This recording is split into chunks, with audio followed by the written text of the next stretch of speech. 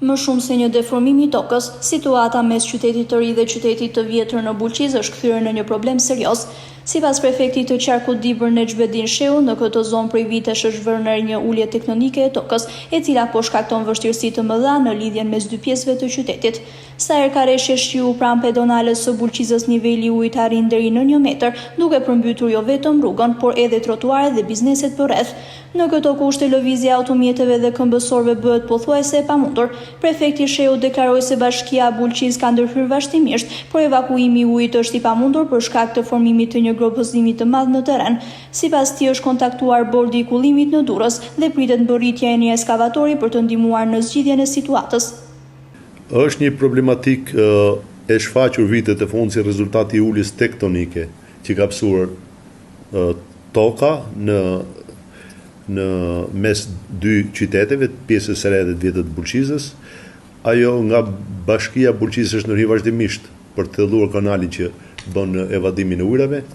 Prej gati 10 ditësh ka prezencë ujë, megjithëse është tërhequr pjesa më e madhe e ujit. Shiu i këtyre ditëve ndikon negativisht.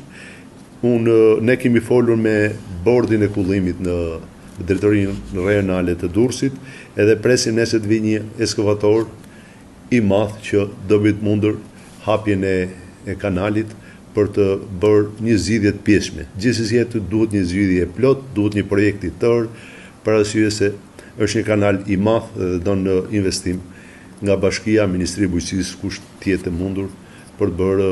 Është një problem që është shfaqur prej gati më shumë se 10 vjet, ka ulje tektonike toka dhe është krijuar, faktikisht e krijuar një liçen natyror aty në mes dy qyteteve.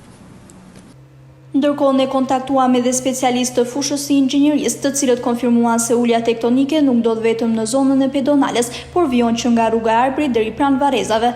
Për pasojë sa herë ka rreshje edhe rruga drejt varrezave përmbytet. Sipas tyre ky fenomen kërkon një studim të detajuar, pasi mund të ndikojë madje edhe traverbanku i Klosit, duke qenë se zona mes dy qyteteve të Bulqizës është kthyer tashmë në një liçen natyror vetëm si rezultat i uljes së tokës.